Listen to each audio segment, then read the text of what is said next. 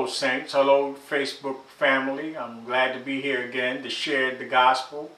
I thank God for using me, and I pray that who's ever listening will be blessed by this word today.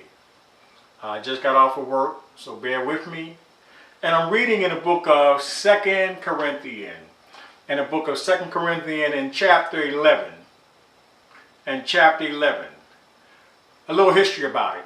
Paul, who is the apostle, is now defending, or he is trying to convince the other disciples that he is truly from Christ, that Christ had picked him out to teach the gospel to the Gentiles.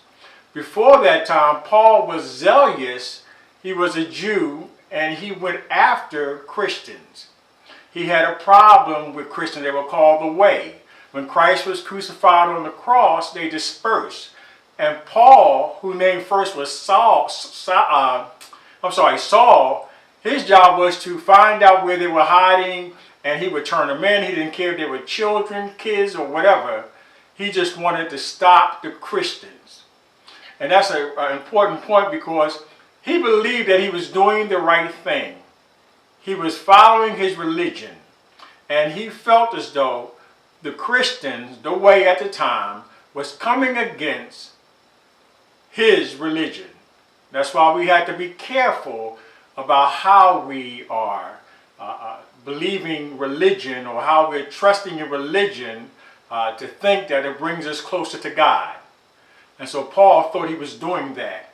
So on his way to Damascus, he was knocked off, he was knocked down, and Christ said to him, "Why do you persecute the Christians?" After that moment, that experience, Paul had received a revelation, and he was never again the same. So his name went from Saul to Paul, and all he wanted to do was teach the gospel.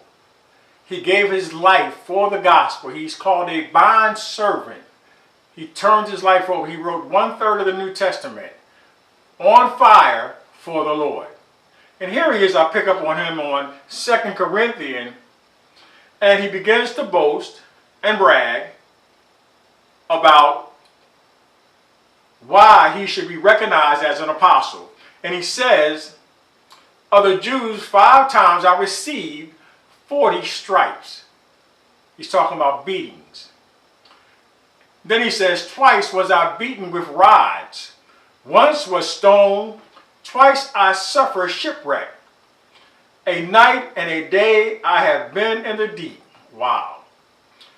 Paul talks about being confronted with robbers, heathens, weakness and painfulness, and watching often, and hunger and thirst and cold and nakedness.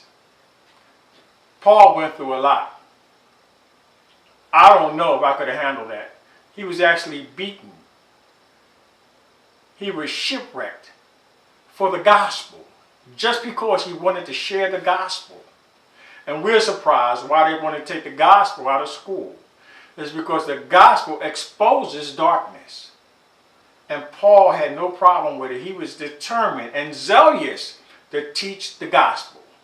And here it is in 2 Corinthians chapter 12:6. He said, "For though I would desire to glory, I shall not be a fool, for I will say the truth.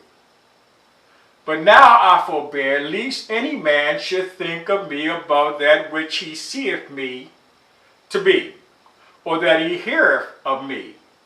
Then he goes on to say, and at least I should be exalted above measures.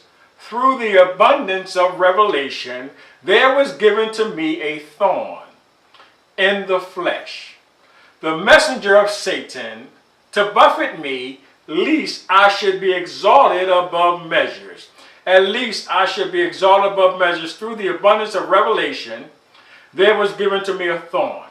Theologians, teachers, Bible scholars still wrestle with, what does he mean about this thorn? One thing about this thorn, he had a problem with it. He was uncomfortable with it physically, mentally, or spiritually.